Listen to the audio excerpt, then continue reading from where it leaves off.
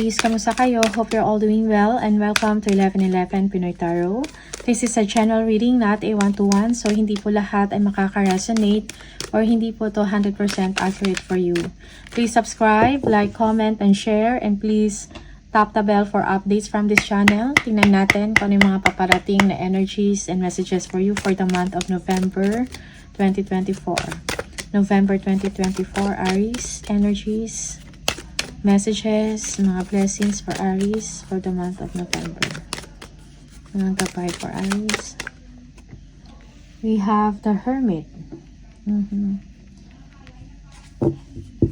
iba sa inyo, you will be withdrawing, no? From your family or social circles, no? Yeah, you are disconnecting from distractions. Okay? Parang meron kayong kailangan pag-isipan, most especially kung gagawa kayo ng isang desisyon, no? Tignan natin, ano to? Yeah, you will be making a self-reflection. Yes, self-reflection or assessment, no? Kung anong nangyayari sa inyo, most especially in your relationship. Yeah, for some, meron kayong concern sa inyong, relasyon, no? Or family. Okay, it's time for you to make a new direction. Okay, or yung iba sa inyo, parang kailangan nyo na ng new chapter in your life. Okay. For some of you, you are thinking whether to stay or to move away para sa sarili ninyo. Okay, tingnan natin. Yeah, family again. Yeah, for some, pinag-iisipan nyo if you're going to make your own family, no? Yeah, maybe you've been single for a long time and now dumating na kayo sa isang punto na parang merong wake-up call sa inyo na kailangan nyo na magsarili or kailangan nyo na magkaroon ng sarili ninyong pamilya, okay? Yeah, for some of you, you are not quite sure about this. Parang nakafocus ka sa ibang area, maybe about sa work mo, about your goals, about your dreams, no? In your career, in your finances. Yeah, but it is telling here na it's time for you to make a new direction. Okay? Maybe for some of you also, you are going to work abroad, merong offer, something like that. And pinag-iisipan nyo to, you are thinking about your family na may iwanan mo. Okay? That's why, for some of you, you feel sad or parang hindi ka ganun ka-interesado. Alright. Tingnan natin.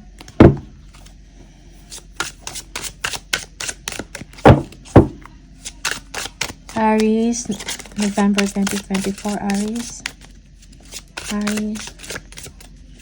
Aries. Okay. Yeah, for some of you, merong travel, no?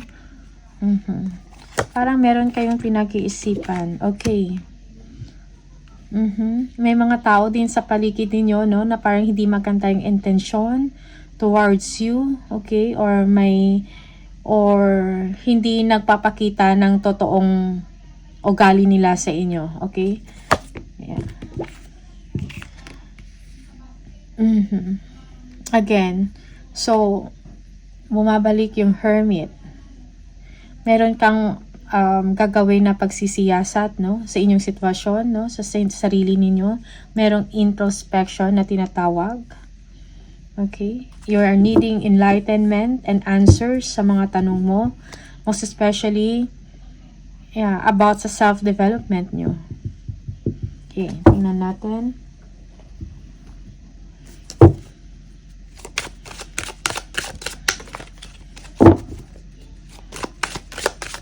Yeah, yung iba sa inyo, you are not happy kung nasaan man kayo ngayon sa status ng inyong sitwasyon, no? Sa career man to, sa inyong finances, something like that.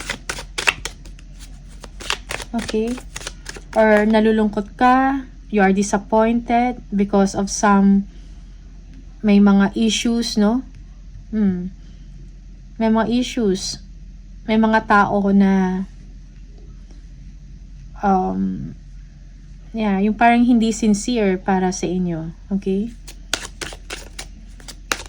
Two of Wands.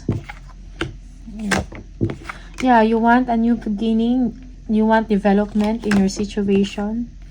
Yeah. For some of you, you are thinking about this someone. Okay, maybe you are missing someone or you are planning to travel, no? And see this person. Yeah.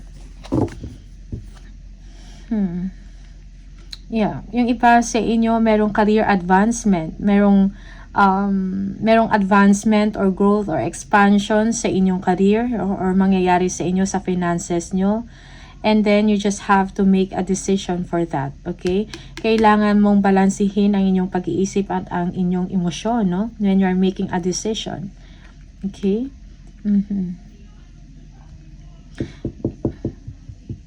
Yeah, okay. Yung iba sa inyo, you are looking forward for some, maybe an award or something like that, no? Like achievement, no? And you are just waiting for an announcement or maybe a document, a document, no? Maybe this is an agreement, no? That you are looking forward, forward to receive, okay? Five of Cups. Yeah. Kailangan mo ng lakas ng loob, no? Do not dwell sa isang sitwasyon na parang hindi naman makakabuti or beneficial para sa inyo. Okay? You've been patient for a long time and it's time for you to make action, no? Do not procrastinate. Yeah, merong improvement na mangyayari sa inyo but maybe sa part ninyo medyo defensive pa kayo nito. Okay? Yeah. But there is stability, no? And power within you. Merong someone din also na parang nalulungkot sa desisyon na gagawin mo. Okay?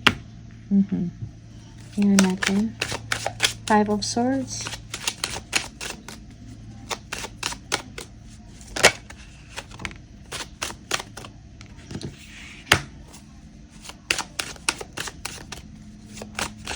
Yeah.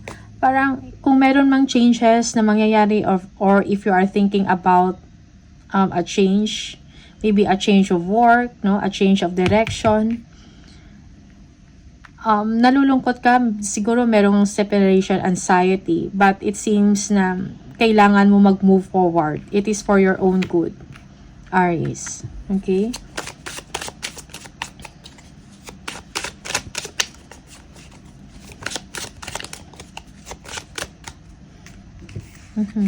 High Priestess. Yeah, for some of you, you need guidance, no, from a mentor. Okay? Choose your battles wisely. Kung nahirapan ka na, do not give up. Move forward. Okay.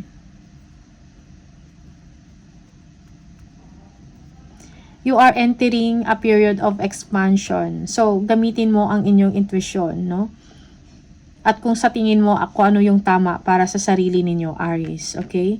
But do not give up, no? Just move forward, be confident kung ano man tong aksyon na gagawin ninyo, okay?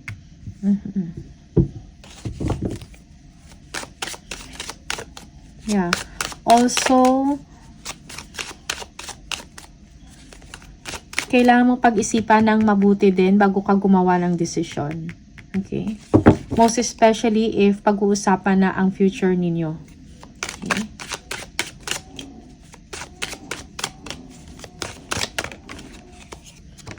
Work. You're thinking about your work. Okay. So, again, kailangan mo ng balance, no, sa sarili. Logical and emotionally, no? Kailangan mo be patient, kumbaga. Yeah, for yung iba sa inyo, you are stressed already sa inyong sitwasyon or kung saan man yung environment na meron ka ngayon. You feel that it's already very stressful, no?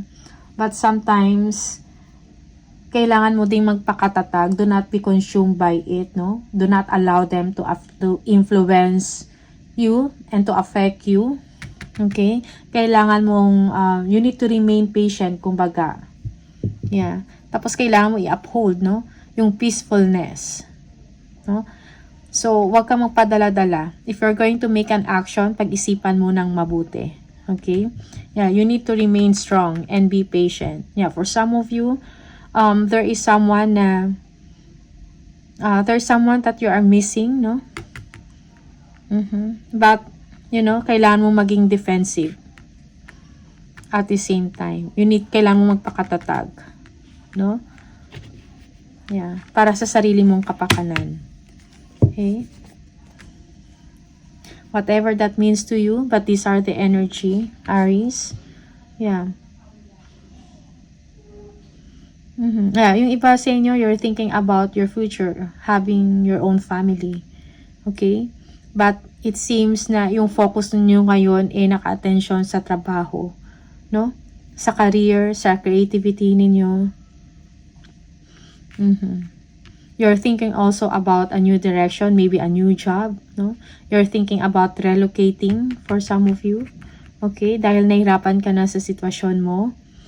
Maybe you need advice, no? Or mentor na makapagbigay sa inyo ng a wiser.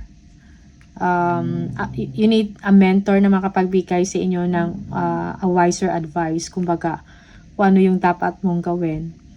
Patigit sa lahat, parang ikaw yung mas nakakaalam kung ano yung para sa inyo. Okay? So, that's why kailangan mong balansehin, no? Yung sarili mo, logically and emotionally. Yeah. So, may nakaabang sa inyo na abundance, no? Merong stability, okay? When it comes to your finances. You are also inspired, no? To tend in, kung meron kayong mga creative projects, I think this is the auspicious time for you to do it. Kung meron kayong pinag-iisipan or gusto nyo magsimula, no? Like, a business, no? Startup business. I think November is the best time for you to do it. Okay? Yeah, again, merong Hermit. Yeah, for some of you, you are thinking about someone, okay? Merong surprise dito. Yeah, parang ina-assess mo yung relationship also with this person. Maybe this is you, no? Aries. Okay, maybe you're thinking about pregnancy, no?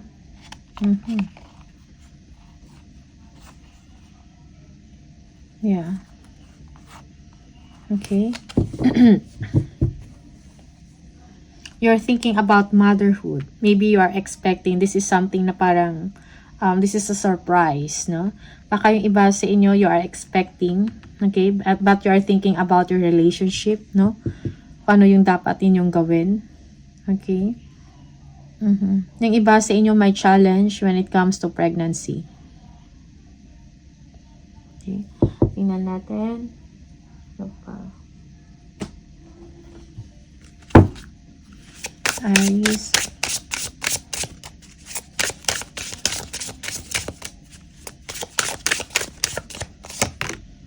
Opportunity. New job opportunities. Change of workplace or business trip. Yeah, again. So, maybe there is a change, no? Na mangyayari sa inyo. Change of job, no?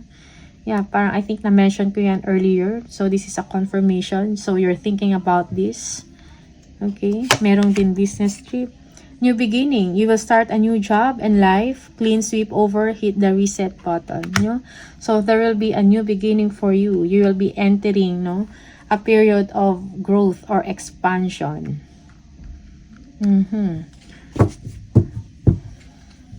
Yeah, yung iba sa inyo, kailangan mo mag-umpisa uli. Okay? And meron kayong mga kailangan baguhin sa sarili ninyo because merong introspection. No? Maybe you've learned something from the past and now, kailangan mo magbago. No? I-apply mo yung mga natutunan mo sa past mo. Gambling. Excessive gambling can have dangerous consequences. Don't risk too much. Okay, for some of you, hinay-hinay lang. Okay? Most especially kung do not invest, no? Into Huwag ka mag-invest sa gambling. Okay? Yeah, parang sometimes walang kasiguraduhan dyan. Okay? Invest wisely also. Alright? Tingnan natin. Additional messages for Aries. We have perfect timing. This is the right time for you to move forward. Wow. So, parang sinasabi sa'yo na November is an auspicious time for you to start anew, no? And to move forward with your life, no? Yeah. Healing, healed, healer. Healing energy surrounds you and this situation. Merong paghilom sa inyo, sa inyong sitwasyon, no? And summer. Everything that you're asking for becomes yours in the summertime. So, abangan nyo yung summertime. Maybe something na dinidesire ninyo, you will get it during summertime. Okay? One more for Aries. You have power of prayer. Give this situation to God for uplifting and healing, and be open to miracles. Heaven's unlimited resources, love, and answers are awaiting your prayers. Be sure to act upon the divine guidance God gives to you in response to your prayers. Okay? So, pray, meditate, no? That kung ano man yung dinidesire ninyo will be given to you. So, do not underestimate the power of prayer. Okay? Yeah. Okay. So, Aries, these are the messages for you. All the best. Maraming salamat and see you on the next video. Bye!